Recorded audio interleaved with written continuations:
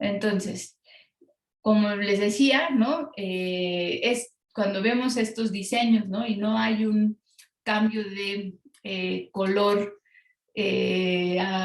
evidente, ¿no? Estamos hablando de que no hay una diferenciación de las cargas parciales, ¿no? La carga es homogénea en toda esta molécula, ¿no? Y esto se debe a que tenemos dos átomos enlazados, ¿no? Aquí hay un enlace covalente, pero estos átomos que están enlazados tienen la misma electronegatividad, ¿no? Entonces, esto sería un caso donde la densidad electrónica se distribuye de manera homogénea en la superficie de toda la molécula.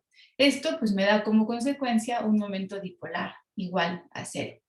Cuando tengo un caso, ¿no? Donde los átomos son diferentes y sobre todo tienen una gran diferencia de electronegatividad, ¿no? Como dice aquí, la electronegatividad de A es mucho menor a la electronegatividad de B.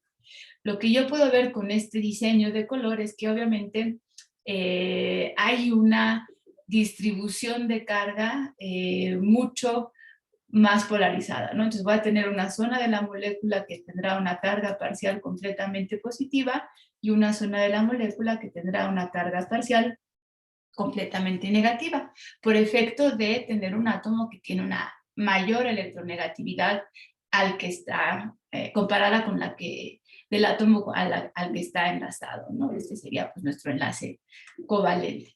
Y pues bueno, aquí obviamente el momento dipolar que se genera, que ya diríamos pues sería mayor que cero, ¿no? Y pues bueno, podemos ver, por ejemplo, aquí estos electrones que vemos del enlace, porque estamos compartiendo un enlace covalente entre A y B. Esos electrones pues estarán más distribuidos en pues el área o la superficie del átomo B, ¿no? Y esto pues bueno me genera un vector de pues un dipolo y pues esto podemos calcular también, como les decía, el momento dipolar, ¿no? El momento dipolar, por sus clases de física, se acordarán que pues está dado por la carga, ¿no? El producto de la carga entre la distancia que separa a A y B. Entonces las unidades del momento dipolar pues, son unidades de carga, coulomb, y de la distancia, pues metro, ¿no? Entonces el coulomb metro es la unidad del momento dipolar, y también se puede, conoce esta unidad como debit, ¿no? Entonces, conociendo esto, ¿no?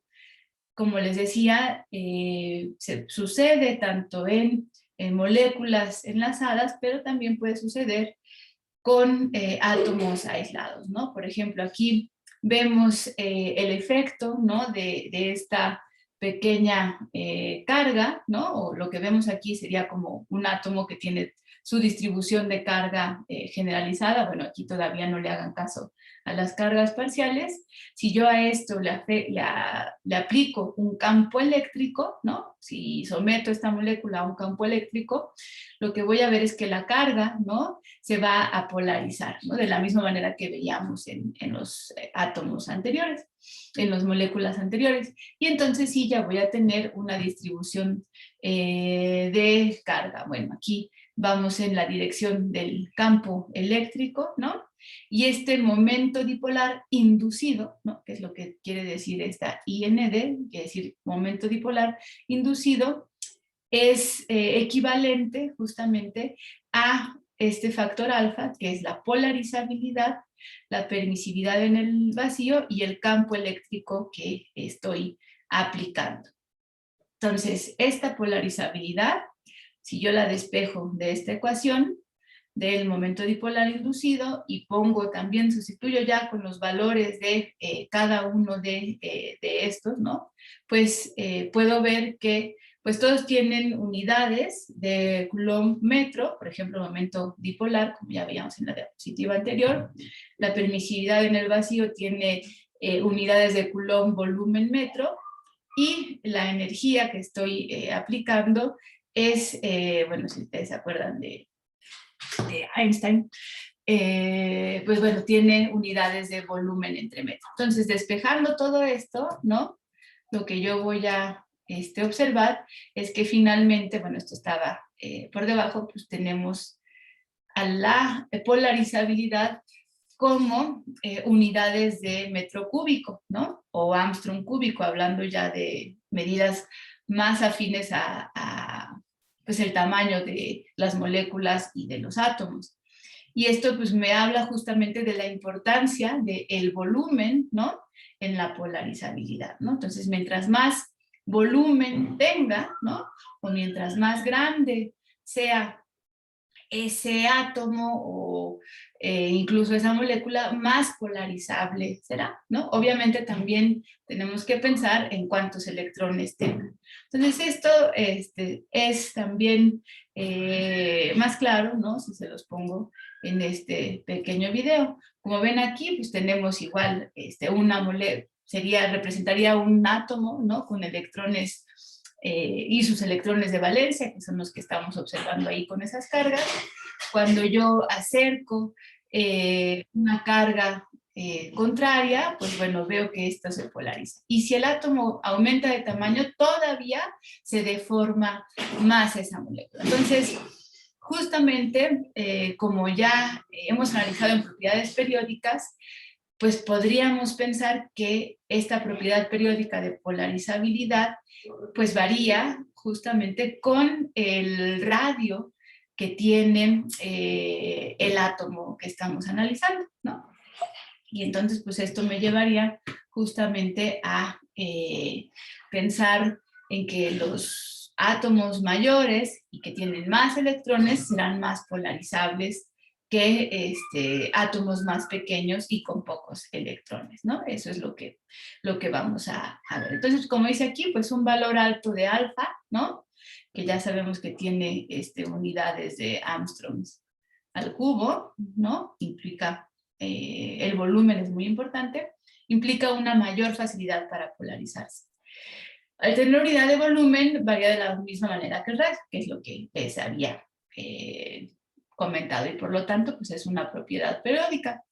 Aquí es muy importante recalcar que la polarizabilidad, pues hablando de estas implicaciones de cómo varía, obviamente depende del volumen y del radio, ¿no? Pues vamos a ver una serie de 3 reglas, no son muchas, que nos van a ayudar, ¿no? O de manera empírica a reconocer cuándo una especie, sea un átomo, una molécula, va a ser más polarizable. Entonces, en primer lugar, mientras más grande es el átomo o ion, será más polarizable. Y pues la otra parte importante es si tiene más electrones, este anión también será más polarizable. Estamos de acuerdo, ¿no? Se ve claro con el video que acabamos de ver que obviamente el tamaño y la cantidad de electrones pues hacen que justamente este átomo, ¿no? Que observábamos en ese video se deformara en mayor medida. La segunda regla de Fajans habla del efecto contrario. ¿Qué quiere decir? Si yo tengo especies que no tienen, o que tienen alta carga, pero alta carga positiva, ¿no? Que quiere decir que estamos hablando de cationes, o sea, ya no vamos a tener, en el caso de aquí, pues estamos hablando de especies que tienen una gran carga negativa, ¿no? Son aniones, y en este caso estamos hablando de especies que tienen una alta carga positiva, ¿no? Carga positiva. Y eso, pues justamente es el efecto contrario. Cuando hablemos justamente de cationes, más bien no serán especies polarizables, sino que tendrán una capacidad polarizante, ¿no? Ellos van a ser, digamos, esa varita cargada positivamente que acercábamos en el video, ¿no? Donde veíamos cómo se deformaba esa esfera cargada negativamente, ¿no? Entonces, lo mismo, mientras más carga tenga, ¿no? O mientras, pues sí, mientras más electrones haya perdido ese cation, pues será más polarizante. Y la última regla de Fajans involucra, ¿no? Y nos retoma a recordar, digamos, el efecto pantalla que calculábamos y qué efecto tenía cuando hablábamos de electrones en orbitales de. Y esta última regla, por ejemplo, pues quiere decir, como decía, efectos de carga nuclear efectiva. Y como ustedes saben, pues o recordamos, ¿no? El efecto que tienen orbitales o electrones en orbitales S o P es un efecto pantalla, ¿no? Lo voy a poner como EP, efecto pantalla, mucho mayor, ¿no? Al efecto pantalla que puede generar los orbitales D y los orbitales E. Recuerden la forma de estos orbitales, ¿no? Y, por ejemplo, el S es una esfera, el P tiene superficies donde hay cero probabilidad de encontrar un electrón, o sea, un nodo. El D, pues se trata justamente de este orbital como alas de mariposa, que incluso tiene dos superficies nodales, ¿no? Como vemos aquí, dos zonas donde hay cero probabilidad de encontrar un electrón, y bueno, ya el eje no me animo a dibujarlo con estas herramientas, está bastante feas, pero tiene tres superficies nodales. Entonces, ¿eso qué implica? Que estos orbitales, o estos electrones en estos orbitales, al tener zonas, ¿no? De pues cero probabilidad muy cercanas al núcleo, no apantallan o no amortiguan la carga del núcleo tan bien como los orbitales esféricos S o como los no tan esféricos P, ¿no? Entonces, eso quiere decir que las reglas de Fajans y polarizabilidad me dicen que si yo tengo capas llenas D en la configuración de un átomo y lo estoy comparando con otro átomo que no tiene capas llenas D, solo tiene orbitales S y P, llenos y tienen el mismo tamaño, el que va a ser más polarizable será aquel que tiene configuración D, ¿no? Capa llena. Entonces, pues bueno, eso es una regla que analizaremos más adelante, ¿no? Pero es ahora donde pues me gusta detenerme y explicarles. Entonces, tengan muy claro estas reglas, ¿no? Y de dónde vienen. Al final hablamos del efecto que puede tener un anión que tenga un tamaño grande y además sea divalente, ¿no? Y un anión que sea de un tamaño menor y sea monovalente, o sea, que tenga carga 1 menos o uno grande con una carga 2 más, pues el que sea más deformable o más polarizable será el que es más grande y además tiene mayor número de electrones o mayor carga, 2 menos. ¿Esto les queda claro? ¿Sí? Con más ejercicios y con los, o sea, al final esto se puede aplicar, ¿no? Si yo comparo en la tabla periódica diferentes aniones, ¿no? Por ejemplo, si yo me voy a todos los calcógenos, ¿no? Que es el grupo del oxígeno. Si yo comparo oxígeno 2 menos, azufre 2 menos o selenio 2 menos, de hecho lo voy a poner por aquí, ¿cuál de estas especies, según ustedes, recordando lo que hemos visto de propiedades periódicas, será más polarizable?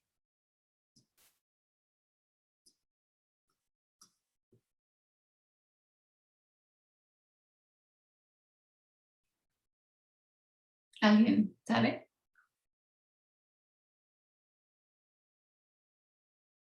¿Cómo varía el radio entre estas especies? Oxígeno, azufre y selenio. ¿Sería el azufre porque es el más grande?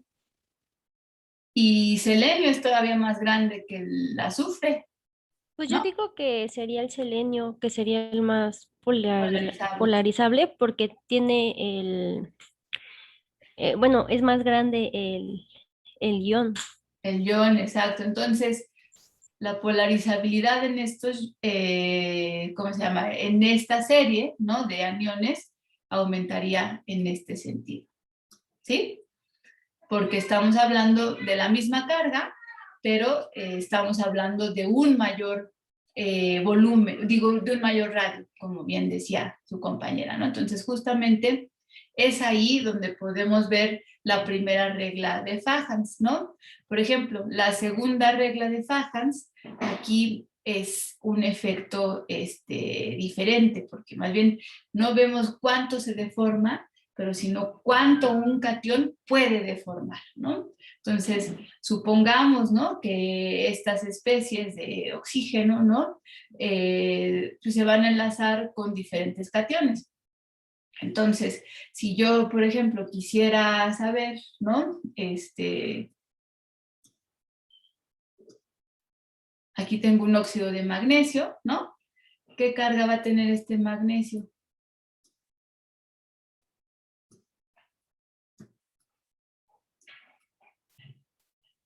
Si está formando óxidos. 2 más. 2 más, Sería ¿no? de 2 más. Exacto. Entonces, ¿en qué casos, no?, el catión podrá deformar más al oxígeno? Acuérdense que este oxígeno, pues, es como el que estábamos viendo ahí arriba, ¿no?, que se puede deformar por el efecto, o polarizar por el efecto de una carga positiva.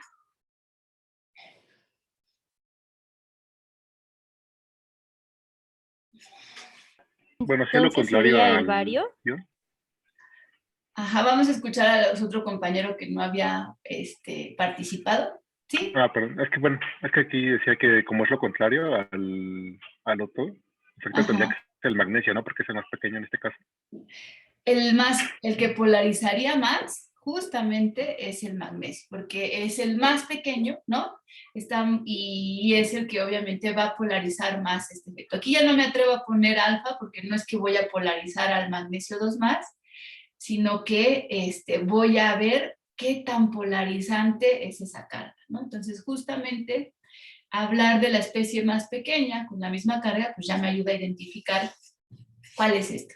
Para la última parte, ¿no?, que es efectos de carga nuclear, vamos a ver ejemplos más adelante, pero bueno, esto Maestra, me parece. Sí, entonces polariza el que es más pequeño.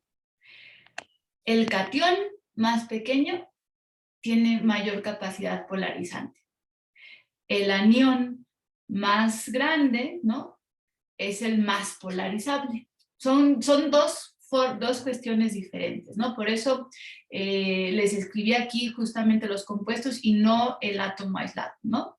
En este caso estamos hablando de un mismo anión, el oxígeno, y yo quiero saber, ahora estoy midiendo qué tanto puede deformar la superficie electrónica del oxígeno 2 menos diferentes cationes. Y en ese caso, el más pequeño es el que la va a deformar más, ¿no?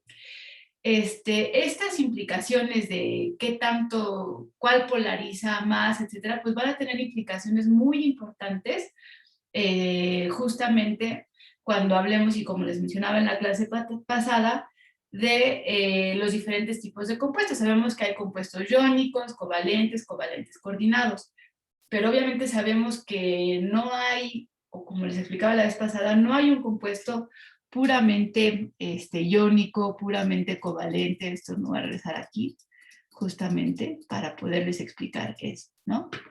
Este era, digamos, el triángulo del enlace, ¿no? Y pues por reglas de Fajans, como estábamos ahorita analizando, ¿no? Vean cómo aplicamos las reglas de Fajans aquí en los diferentes aniones. Por ejemplo, aquí, de este compuesto iónico, de litio a flúor al litio, ¿qué es lo que varía a lo largo de estos compuestos?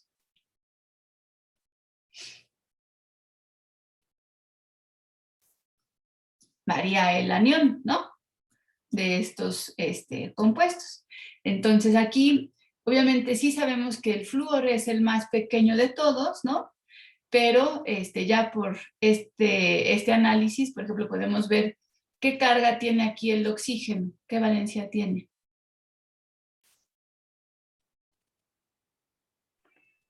2 más. Digo, 2 menos, perdón. 2 menos. Aquí el nitrógeno. 3 menos. 3 menos, y el carbono 4 menos. Aquí sería pues el óxido, ¿no? Es un nombre vulgar, nitruro, carburo. Entonces aquí lo que estamos observando, ¿no? Es justamente la primera regla de Fajans. Tengo una diferente carga, ¿no? Y obviamente a pesar de que sé que el átomo, ¿no? De carbono es más grande que el del oxígeno, todavía aumentarle electrones lo hace más grande, ¿no? Entonces, cómo varía la polarizabilidad aquí de estos aniones?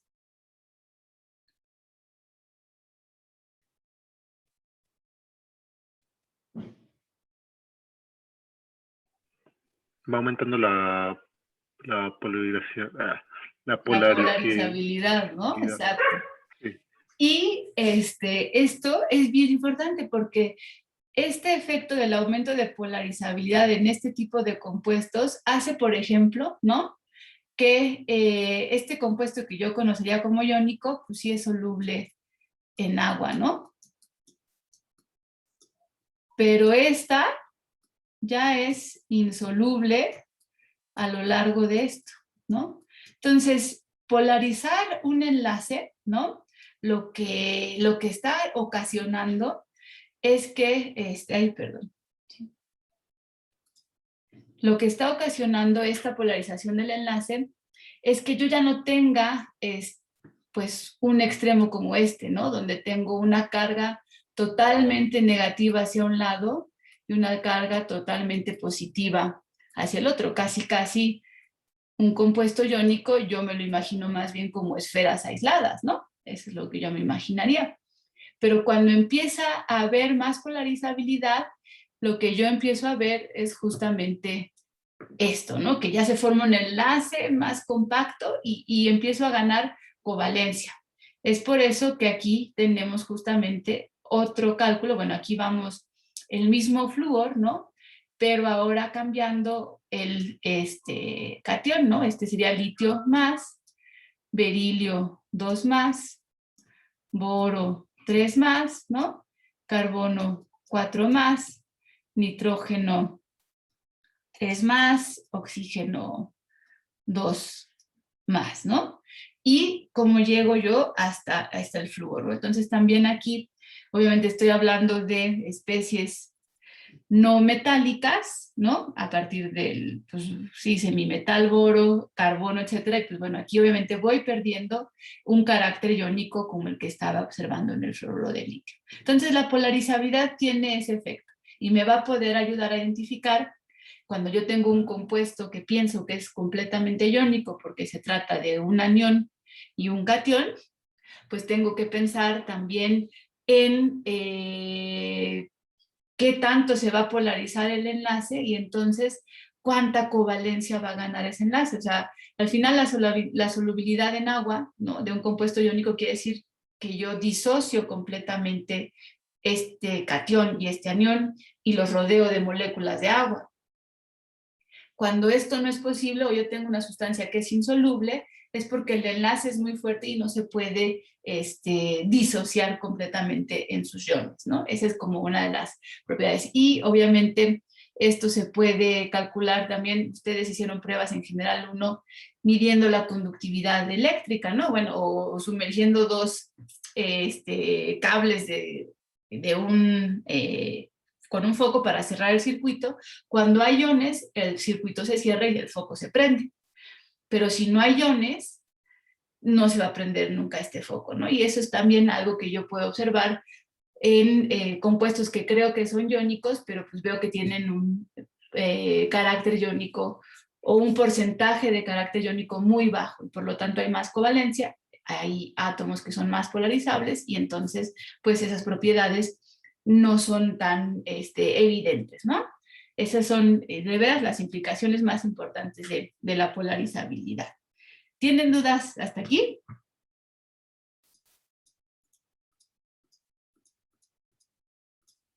Esto es lo que habíamos ya llegado. Bueno, aquí, por ejemplo, regresamos a lo que les explicaba del triángulo ese triángulo que les presenté se conoce como el triángulo de Van Arkel y pues prácticamente me deja claro que la química que nosotros estudiamos pues no se centra en compuestos puramente iónicos, puramente metálicos o puramente covalentes. La mayoría de los compuestos están en estas divisiones que no son tan claras y que pues, pueden presentar propiedades de uno y de otro en mayor o menor proporción, ¿no? Entonces eso es lo que es importante que nos centremos en que la química está en compuestos que no tienen un límite muy definido entre iónico y covalente o entre o entre covalente y metálico, ¿no?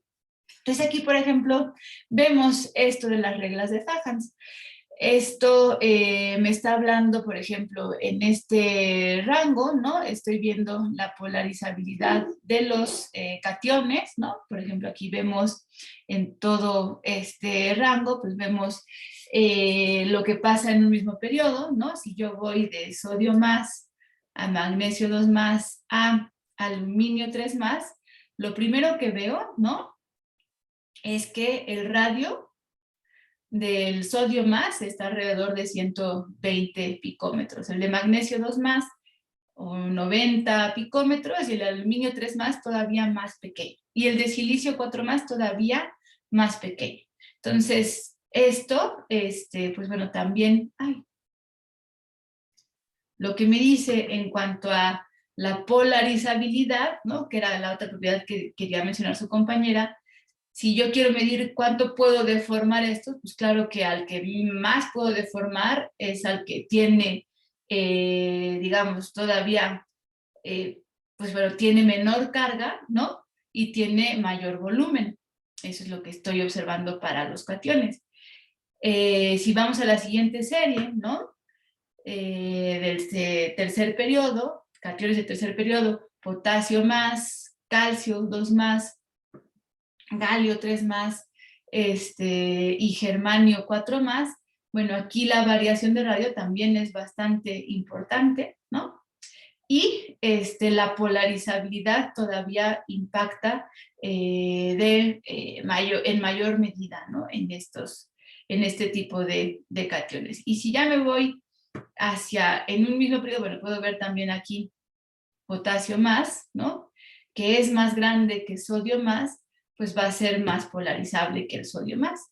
Veo la serie ahora de estroncio, calcio y magnesio, y de nuevo tienen la misma carga positiva, pero el calcio, el estroncio tiene el mayor radio, en 140 picómetros más o menos, comparado con los 80 del magnesio. Entonces, el que puede ser más polarizable, pues es justamente el de estroncio.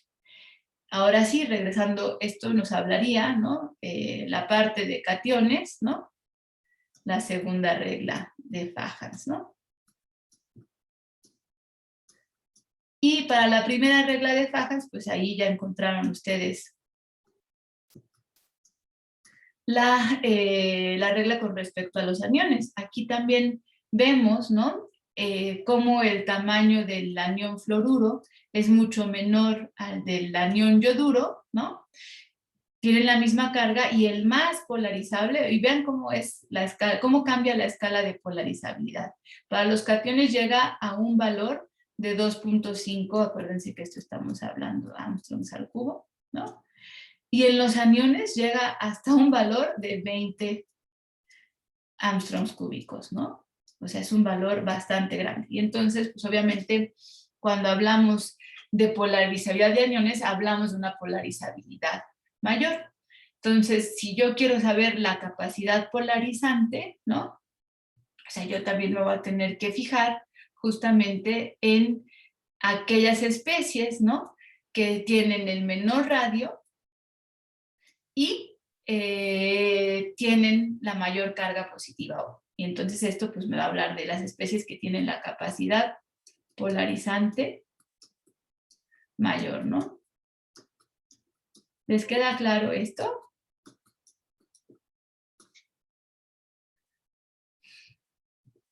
Y bueno, aquí hablando también del triángulo, ¿no? Que veíamos justamente compuestos iónicos, qué modelo de enlace lo ejemplifica. Al iónico pues hay enlaces iónicos, en el covalente hay enlaces covalentes.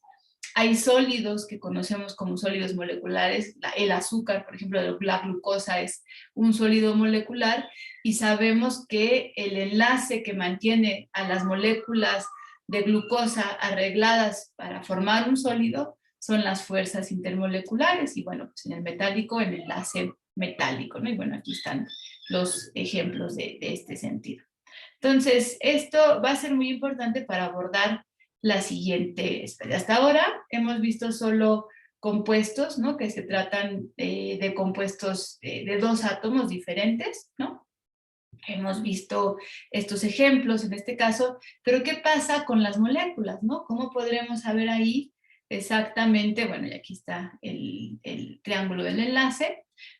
Y esto era una infografía que había visto que me gustaba mucho, que era el tipo de enlaces químicos, ¿no?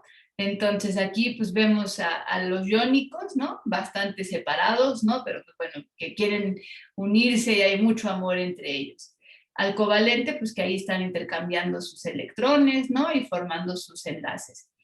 Y al metálico, pues que prácticamente es electrones, ¿no? Que están volando entre uno y otro. Aquí vemos a uno que le va a lanzar su electrón a y este lo va a lanzar lejísimo. Entonces, pues hablamos de una imagen, ¿no? Que es el mar de electrones que está alrededor de eso. Entonces, pues bueno, esto es como para definir que obviamente, de nuevo, caigo, pues estos son los enlaces que conocemos, pero la química de los compuestos en general pues siempre está justamente entre y entre ¿no? O sea, hay pocos compuestos que son puramente covalentes, los hay pocos compuestos que son puramente iónicos, aunque los hay, y hay pocos compuestos que son puramente metálicos, y la mayoría de los compuestos los encontramos entre estos dos límites, ¿no? Y bueno, pues aquí me faltaría el límite entre el metálico y el iónico. Bueno, ahora, ¿no? Con esto, pues bueno, hemos visto la parte de polarizabilidad, ¿no? Y creo que sería posible, pues empezar a contestar el primer cuestionario que está ya de tarea. Como les dije, tienen 2 oportunidades para contestarlo, y esto pues va a ser importante. Voy a parar aquí para poder tener 2 videos, digo la grabación,